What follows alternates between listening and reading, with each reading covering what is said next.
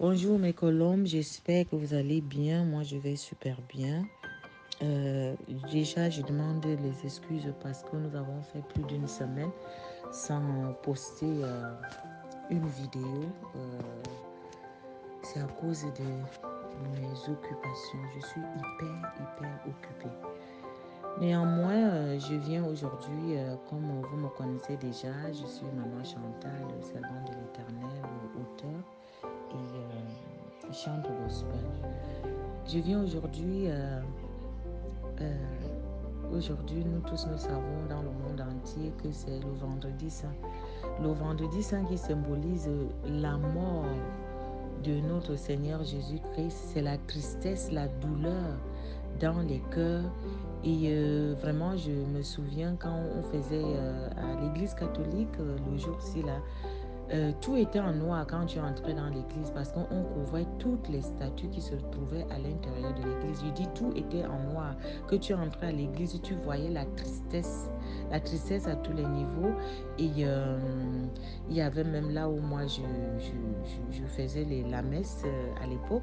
On faisait la danse traditionnelle de chez les Bétis, on appelle ça Isana.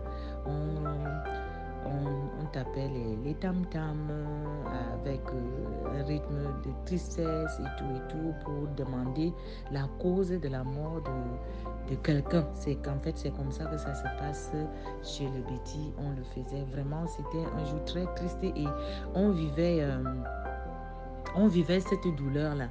Mais pourtant, aujourd'hui, avec de l'âge, mais j'ai dit que, au contraire, au lieu d'être triste en ce jour-là, oui, il y a une douleur pour que quelqu'un meure, mais je dis, si le Seigneur Jésus ne mourait pas, qu'est-ce que on pouvait devenir dans ce monde ici sans le Seigneur Jésus, sans la réconciliation entre nous et le Père et entre nous les hommes. Parce que la mort du Seigneur Jésus nous réconcilie avec le ciel et nous réconcilie aussi avec nos frères et sœurs, nos semblables.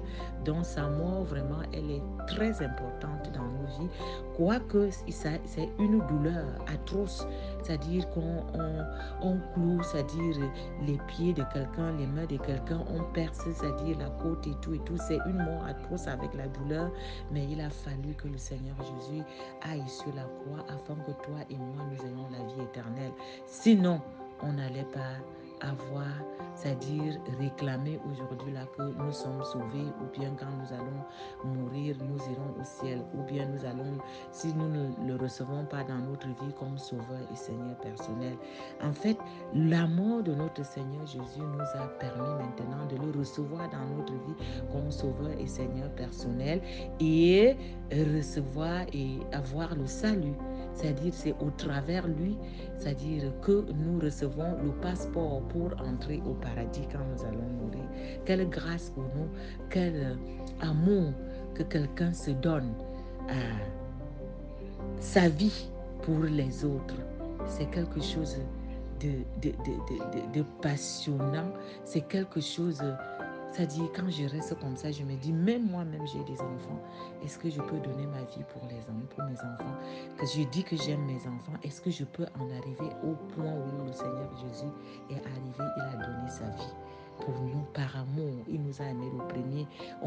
Il n'a pas regardé là où on était, mais ce don, le Seigneur Jésus nous a aimés. Apprenons-nous à nous aimer véritablement. Que le Seigneur vous bénisse.